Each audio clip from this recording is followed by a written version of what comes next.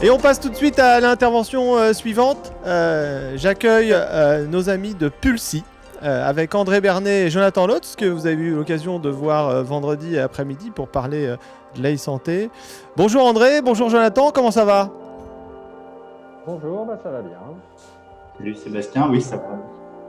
Petite Alors, pluie, mais tout va bien.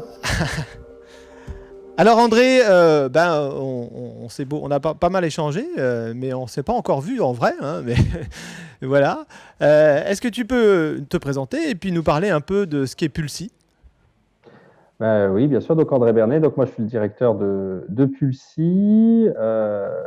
Auparavant, j'étais à l'agence régionale de santé, puis je viens d'un profil plus administratif, en étant passé par l'inspection générale des affaires sociales. Le rôle de Pulsi, c'est de développer le numérique en santé sur tout le territoire du Grand Est. C'est une structure qui est publique et qui travaille avec l'ensemble de l'écosystème du numérique en santé pour mettre en place des solutions numériques à destination des professionnels du secteur de la santé, qu'ils soient en établissement, médecins libéraux, autres professions de santé libérale, paramédicale, ou tout le secteur également médico-social. Donc voilà, donc Pulsi, c'est une belle aventure Grand Est qui est le fruit de la fusion aussi des trois anciennes régions avec un peu d'Alsace, un peu de Lorraine et un peu de Champagne-Ardenne. Et avec tout ça, on fait beaucoup de projets. Et ça fait plaisir de voir que le numérique au santé connaît un nouvel élan qui est vraiment voulu par le ministère, qui est attendu par les acteurs et aussi par les industriels du numérique qui n'ont pas toujours face à eux un écosystème facile. Et on est aussi là pour aider à leur faire mieux pénétrer ce marché, mieux connaître, mieux appréhender et à faciliter l'émergence de solutions nouvelles qui sont attendues par les professionnels. C'est ça ce que vous entendez par dynamiser la e-santé, comme on voit sur le site web de Pulsi. Concrètement, ça passe par quels outils? Et notamment, on en parlait hier avec Jonathan, ces outils, comment ils ont répondu à la crise du coronavirus? Oui, après, je vais faire une petite introduction, puis je vais passer la parole à Jonathan, parce que je n'étais pas à votre discussion d'hier, donc je ne peux pas trop savoir ce qui s'est dit. Ce que je peux vous dire, c'est que ce qu'on entend par dynamiser la e-santé, c'est vraiment ça, c'est accélérer le déploiement des usages. Voilà. Nous, on est vraiment centré sur l'usage, on cherche des solutions ergonomiques et le plus possible interfaçables entre différents écosystèmes. C'est vraiment notre rôle. On n'est pas là pour remplacer les industriels, puisque on développe pas à Pulsi. On a des chefs de projet informatique, on a des chargés de déploiement, des chargés de développement des usages, mais on n'a pas de développeurs. Donc, on a besoin, de Hacking Health Camp et d'avoir un écosystème de développement sur ce secteur-là et qui soit attractif pour les développeurs. Donc, c'est vraiment ce qu'on entend par dynamiser la e-santé, c'est ça, c'est créer cette dynamique, l'alimenter, l'animer, et puis développer les usages. Après, ce qu'on propose concrètement, nous, je l'ai dit, on est une structure publique. Donc, on n'a pas de but lucratif, on n'a pas d'objectif partisan. On est vraiment là pour fédérer le médico-social, les professionnels de santé libéraux et les acteurs de l'hôpital. Donc, on ne va pas proposer un SI qui est pour une entité juridique. Voilà. Donc, on ne va pas être sur l'outil interne de tel établissement ou le logiciel de tel médecin. Par contre, on va être sur tous les outils communicants qui vont permettre de mettre en lien ce professionnel avec d'autres professionnels dans d'autres structures ou de mettre en lien ce professionnel avec le patient à distance. Et donc, c'est pour ça qu'on a fait pas mal de téléconsultations, notamment là dans la crise du Covid. On fait aussi des outils de télésuivi et on commence à développer tout ce qui est outils. Alors, on en a des historiques, mais là, on recrée une dynamique sur les outils qu'on appelle de parcours de soins et de suivi des patients. Donc, ça peut être des chats sécurisés, des agendas partagés, voilà. On a aussi après des projets autour du partage d'imagerie médicale. On a des projets autour du partage de données de biologie. Donc voilà. Donc c'est tout ce qui va tourner autour du partage de données. Et pour que les données soient bien partagées entre professionnels, il faut qu'elles soient dans un environnement sécurisé. Et c'est pour ça qu'à Pulsy, on a notre propre infrastructure agréée hébergement de données de santé. Donc, on n'est pas des hébergeurs professionnels. On travaille d'ailleurs pour certaines de nos solutions. On n'est pas fermé au SaaS. On travaille avec certaines solutions qui sont en SaaS, mais on propose aussi d'héberger parce que c'est important, d'avoir toutes les garanties de sécurité autour des données. Donc, nous, je dirais qu'on est vraiment focalisé service. On est là pour apporter du service aux professionnels de terrain. On n'est pas sur la recherche et développement, on n'est pas sur l'analyse de données, etc. Mais comme il y a des données qui transitent par nos services, on peut nouer des partenariats avec le monde de la recherche, ou avec des industriels qui voudraient utiliser ça pour créer de nouveaux services. Ça, c'est tout à fait le génotype de Pulsy. Jonathan, je te laisse compléter peut-être. Ouais, merci André. En fait, ce qu'on entend par dynamiser la e-santé, ça part du constat qu'on partage, je pense, à peu près tous, hein, c'est que le patient, il transite à travers plusieurs acteurs dans sa prise en charge, que chacun a son niveau d'intervention, que le numérique, il va mettre plusieurs acteurs à l'œuvre pour pouvoir fonctionner. Et donc, l'enjeu, c'est de fédérer l'ensemble de ces acteurs.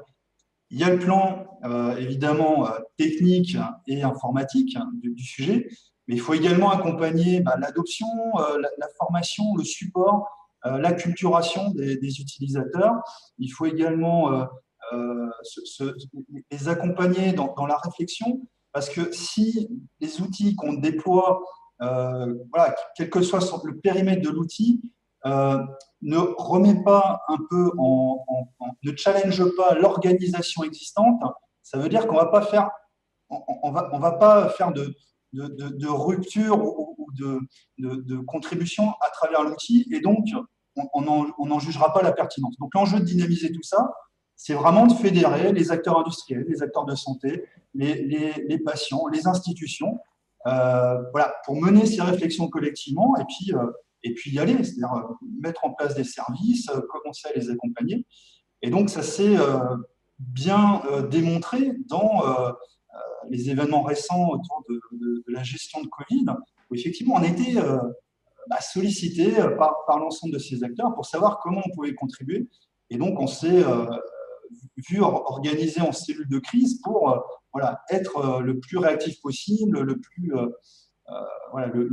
plus impactant sur les différents sujets, des services qu'on pouvait délivrer, de ceux qu'on n'avait pas à disposition, mais qui pouvaient se développer dans des temps records. Et on a eu des interactions très intéressantes avec des éditeurs qui se sont manifestés en disant on a une solution, comment on peut faire. Donc on est parti avec eux. Et puis on a démontré que certains services historiques avaient leur utilité dans ce contexte-là, et je pense notamment à tout ce qui relève de la disponibilité des lits en réanimation. Voilà ce qu'on entend par dynamiser la e-santé. En termes d'adoption, parce que c'est bien de mettre tous ces outils en place, ces services, pour que des entreprises puissent les déployer. Après, il reste un sujet majeur, c'est que tant dans la partie de la population des professionnels de santé que chez les patients, il faut les utiliser, ces outils numériques. Comment le paysage du territoire, puisque vous avez un œil là-dessus, a évolué avec ces outils? Est-ce que l'adoption est là? Est-ce qu'elle a été accélérée par le coronavirus? Alors, en fait, oui, l'adoption est là. Le coronavirus, il a permis de démontrer pour beaucoup de services qu'il y avait une pertinence au numérique dans ces contextes contraints où l'enjeu de réponse de soins est essentiel. Et donc, il a permis à beaucoup d'acteurs finalement qui n'avaient pas franchi le pas rentrer plus en détail dans ce que permettait le numérique. Je pense à la téléconsultation, je pense au télésuivi en particulier. Il a aussi mis en lumière tout ce qui reste à faire à travers voilà, la multitude d'interfaces de saisie, la mise en cohérence en fait des dispositifs isolés qu'on doit rendre communicants, parce que concrètement pour un médecin, plus il y a d'interfaces, plus il y a de ressaisie. Et plus il y a de temps perdu, tant qu'ils n'ont pas. Voilà. Ça, c'est clair. Peut-être pour compléter, dire que voilà, le fait que tout le monde doive rester confiné, clairement, entraîner une accélération très forte de la téléconsultation, et que nous, Pulsi, on a accompagné ce mouvement. Alors, pour accompagner ce mouvement, on avait déjà des solutions existantes, historiques, mais ça suffisait pas. Parce que si on veut de l'adoption, il faut une facilité d'acquisition, une facilité d'enrôlement. Et c'est ça qu'on a fait en cellule de crise, comme le mentionnait Jonathan, en très peu de temps. C'est-à-dire on s'est tous mis ensemble et on s'est dit, comment on fait pour enrôler facilement des professionnels de santé qui, du jour au lendemain, voient plus leurs patients arriver dans les cabinets médicaux. Et je dirais que ce que nous, on a appris pendant cette crise, c'est ça, l'importance de faire des solutions faciles. Parce que nous, on offre une solution publique de téléconsultation, donc qui est gratuite et à disposition de tous, mais il y a des offres concurrentielles et commerciales. Et c'est très bien. Je veux dire, plus il y a d'offres, plus derrière, les professionnels peuvent utiliser des solutions. Et donc, on a aussi appris à faire des choses ergonomiques et simples. Et ça, je pense que c'est vraiment ce qui va déterminer la pérennité de ces outils, parce que le constat des tentatives de développement du numérique en santé montre bien que c'est pas en imposant des super récits complexes, etc., qu'on arrive à avoir l'adhésion. Et que à partir du moment où vous montez des cathédrales de systèmes d'information et que vous cherchez à les déployer, vous allez toujours être déplacé par la petite solution ergonomique, souple, qui va plaire et qui va se diffuser de manière virale.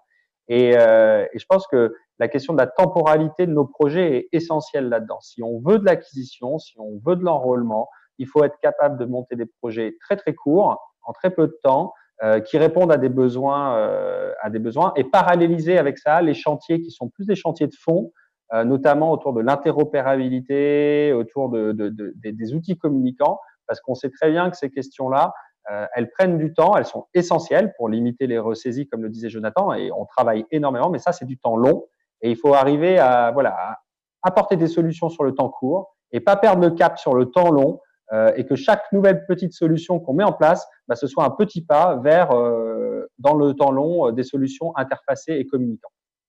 Eh bien voilà, super, merci beaucoup. On voit d'ailleurs le lien avec le Hacking Health Camp. On espère que tous ces projets pourront aussi contribuer à l'amélioration des services que vous mettez en place. En tout cas, on en discutait hier avec Jonathan. Vous avez la porte ouverte pour les accueillir et mettre à disposition vos services pour qu'ils puissent se déployer plus simplement. Merci à vous, merci de votre intervention. Merci de soutenir le Hacking Health Camp chaque année.